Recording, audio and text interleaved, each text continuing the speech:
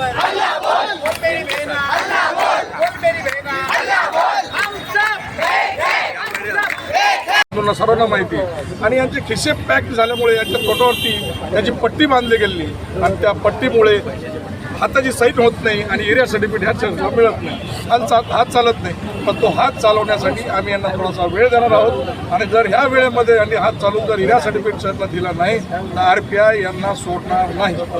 साहेब, आज जे मोर्चा काढण्यात विजय असो। चर्चा झालेली आहे का?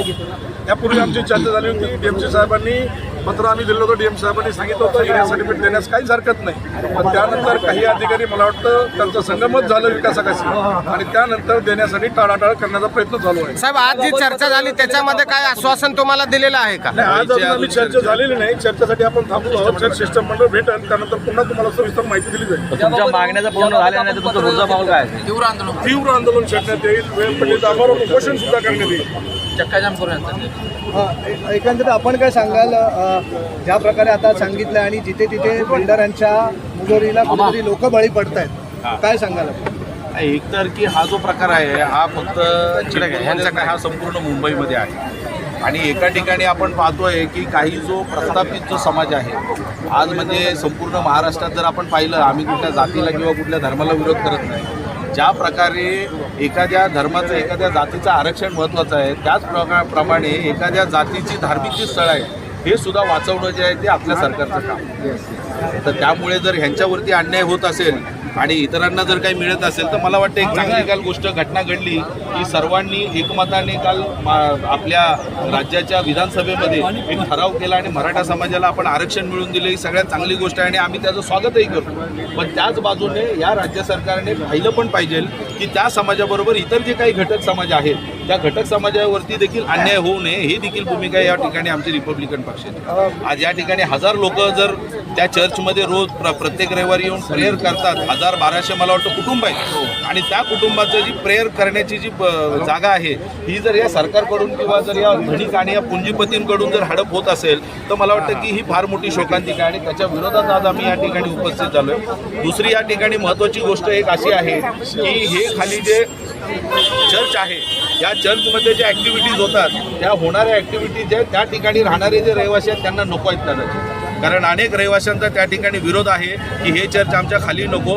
तर तोही एक भाग आहे। तर येणाऱ्या काळामध्ये जर तिथून रहिवाशांचा जर विरोध होत असेल त्या गोष्टीला तर त्या रहिवाशांविरोधामध्ये आम्ही अॅट्रॉसिटीचा जो गुन्हा आहे तो गुन्हा आम्ही दाखल करणार आहोत। संस्थेच्या विरोधात आम्ही अॅट्रॉसिटी दाखल करणार आहोत, ही आमची पुढची भूमिका असणार आहे। आणि आता जो पजेशनचा जो विषय आहे, कारण मला आणि चांगल्या पद्धतीने आपल्या सगळ्यांना माहिती आहे की ज्याच्या हातामध्ये ती जागा आहे किंवा ज्याचं त्या ठिकाणी पजेशन आहे त्या व्यक्तीला पजेशन सर्टिफिकेट देणं गरजेचं आहे। आणि जर हे सरकार पजेशन सर्टिफिकेट जर आम्हाला देत नसेल तर मग आम्ही बाहेर येऊन मग आम्ही निर्णय घेऊ।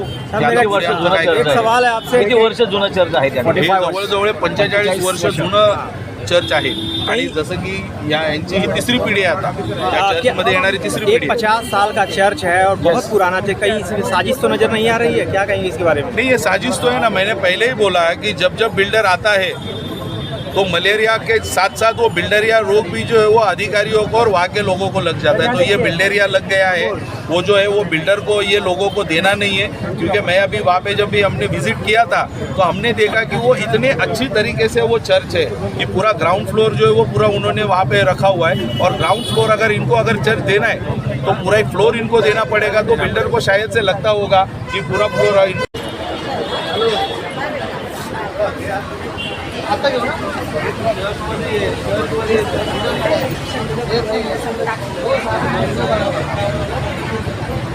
असा घ्या आणि तिथं ते खोलताना फक्त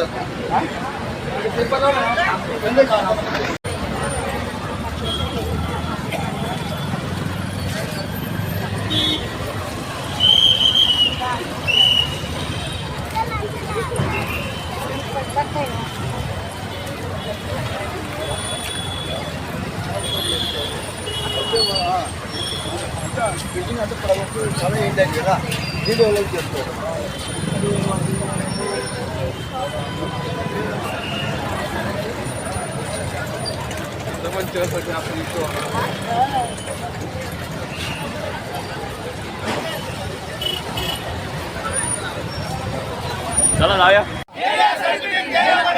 देना पड़ेगा, देना पड़ेगा।